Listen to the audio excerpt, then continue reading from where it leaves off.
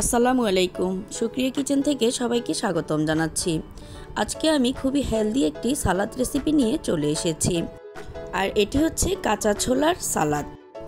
সারাদিনের রোজা শেষে সন্ধ্যার পর কিন্তু আমরা সবাই অনেক বেশি ক্লান্ত হয়ে পড়ি, আর ইফতারের টেবিলে যদি এই সালাদটি থাকে তাহলে কিন্তু এই ক্লান্তিভাব অনেক দ্রুতই দূর হয়ে যাবে।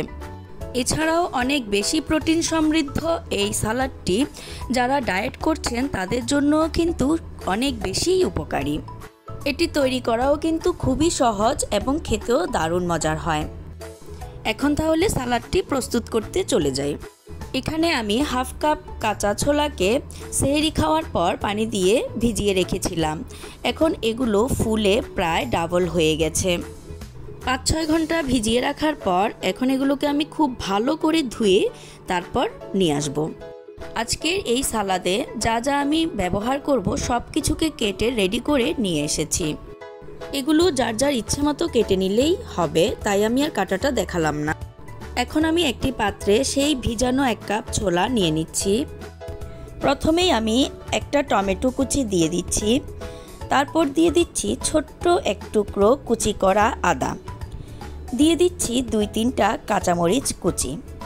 এখানে আমি একদম কচি টাইপের কাঁচামরিচ নিয়েছি, যেহেতু আমার বাচ্চারাও এটি খাবে। দিয়ে দিলাম বড় সাইজের একটা পেঁয়াজ কুচি, আর দিয়ে দিচ্ছি কিছুটা পুদিনা পাতা। এই সালাডটা কিন্তু ধনে পাতার চেয়ে পুদিনা পাতা দিয়েই খেতে সবচেয়ে বেশি ভালো লাগে। এখানে আমি 2 টুকরো লেবু কেটে রেখেছি, সেগুলো এখন আমি দিয়ে দিচ্ছি। চাইলে এখানে আরও অনেক কিছু অ্যাড করা যাবে, যেমন গাজর, শসা ইত্যাদি। তবে আমরা বাসায় রেগুলার যেভাবে খেয়ে থাকি সেভাবেই আপনাদের সাথে শেয়ার করছি।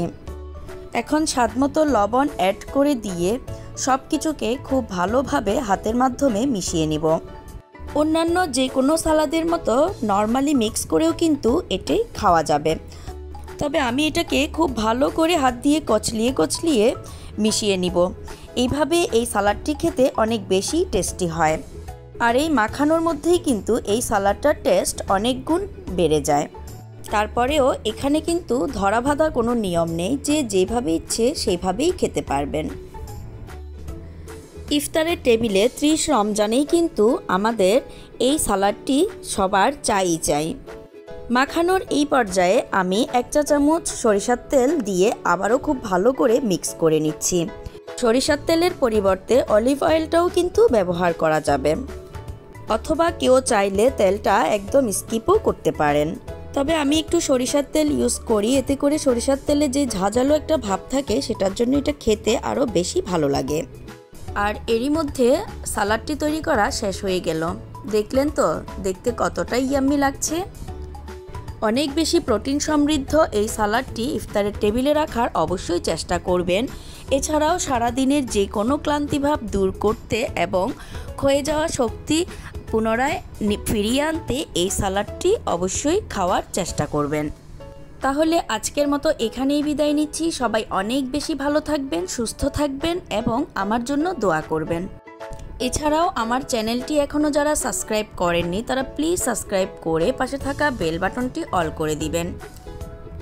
আল্লাহ হাফেজ।